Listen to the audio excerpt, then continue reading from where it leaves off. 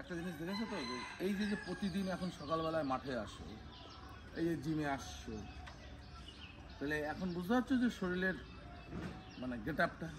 না না কাকা, হ্যাঁ অনেক বুঝতে পারছি, 1 মাসে অনেকটা পরিবর্তন হয়েছে, ঠিক আছে। হ্যাঁ, এই যে দেখো তোমার পেটের এই যে মেদটা কমে গেছে, এখন মেদই নেই, দেখেছো?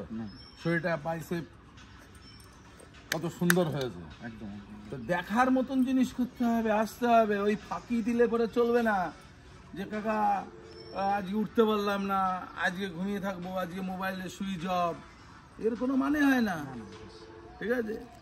ভগবান তোমাকে শরীর দিয়েছে, কাজে তো হাইট দিয়েছে, তো সেটা কাজে লাগাও। কাজে না লাগিয়ে যদি তুমি বলো আমি কাকা ঘুমিয়ে আছি, উঠতে পারলাম না, তাতে তো কোনো লাভ নেই, ঠিক আছে? আজকে তোমাদের জিমে ফ্রি, জিমে তো তোমাদের পয়সা নিচ্ছি না, পয়সা নিচ্ছি না, একদম প্রিয়।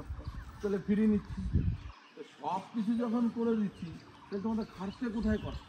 না না খাটবে। খাটো। আর একটা জিনিস নিজে বন্ধু বান্ধবদেরও বলো, যদি বন্ধু বান্ধব যাদের বা না থাকলেও যেসব বন্ধু বান্ধব আছে বা ছেলেপেলেরা আছে, তাদের বলো সকালবেলায় উঠে মর্নিং ওয়াক করতে, এবং তারা জিমে আসুক। কিছু করুক না করুক, আধা ঘন্টা শরীর চর্চা করলেই যথেষ্ট। এটাই হচ্ছে ব্যাপার, শরীর চর্চাটা মেইন ব্যাপার, ঠিক আছে? এখন দেখো কত সুন্দর ফিট, শরীরটা তো ফিটের তো ব্যাপার আছে, এই যে এখন সুন্দর ফিট হয়ে গেছে।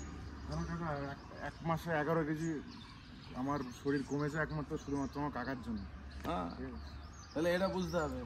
এরপরে বিয়ে শাদী করতে হবে, ঠিক আছে? ব্যবসা তো মোটামুটি খারাপ চলছে না এখন, মোটামুটি তোমাদের আশীর্বাদে চলে যাচ্ছে টুকটুক করে। টুকটুক করে কি, ভালোই তো চলছে টুকটুক করে। এখন তাহলে ইয়ে করতে হবে, এখন এর সামনে তাহলে বিয়ে শাদী করতে হবে, চিন্তা ভাবনা নিতে হবে। বয়স তো মোটামুটি 26, মানে 25 পার হয়ে গেছে, তাহলে এরপরে বয়স বাড়ালে পরে তো তাহলে তো আর কোনো ইয়ে হবে না, হবে কি? তাহলে এটা বুঝতে হবে, ঠিক আছে?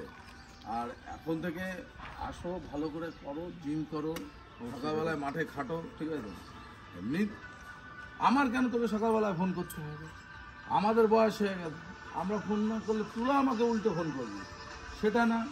হ্যাঁ, সেই জায়গাটায় তোদের আমাকে ফোন করতে হবে। এটা তো কোনো গরিবের মানুষ তো। না না, গরিবের মানুষ বলে না, হ্যাঁ, এটা সকালবেলা আমাকে ফোন করতে হয়, এটাই তো একটা বিশাল ব্যাপার, ঠিক আছে না? কেন আমাকে সকালবেলায় ফোন করতে হবে বলো? হ্যাঁ, দেখো কলেজ মাঠ থেকে এসে আবার এই যে মাঠ পাচ্ছ, এই যে জিম ঘর পাচ্ছ, সবই পাচ্ছ, কিন্তু আমার বক্তব্য হচ্ছে কেন তোমরা খাটবে না? খাটো, এই যে যেটুকু খাটছো এর থেকে বেশি খাটো, ঠিক আছে? যত খাটবা ততই কাজ, হ্যাঁ, আর না খাটলে পরে তো কোনো কাজ নেই, না না, ঠিক আছে? এটা মাথায় রাখো। আর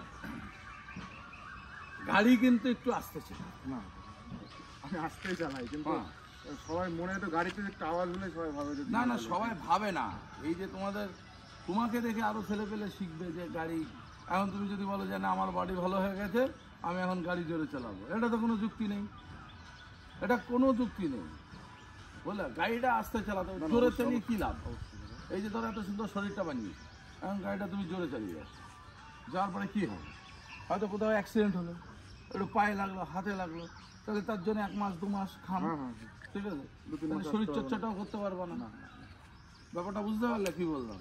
তাহলে তোমার শরীর চর্চা, তাহলে গাড়ি আমার তো জোরে গিয়ে তো লাভ নেই, সেখানে 1 মিনিট বেশি লাগুক, ঠিক আছে? দেখো আর কি বলবো বলো, এইবারে এই যে জিমে ঢোকো, জিম করো, আর কি, ঠিক আছে? আর সবাইকে উদ্দেশ্য করে বলো যে সকালবেলা অন্তত সবাই মাঠ চর্চা করে, ঠিক আছে? দেখো রাজের শরীরটা আজকে কত সুন্দর ফিট হয়ে গেছে, এবং ইয়ং ছেলেদের আমি বলবো যে তোমরা সবাই মাঠে আসো, সকালবেলা এক্সারসাইজ করো, ঠিক আছে?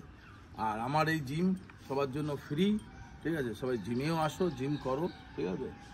আর কিছু বলার নেই, যে আমরা জিমে ঢুকে যাচ্ছি, বাই বাই, টাটা, শেষ করে দাও, এন্ড।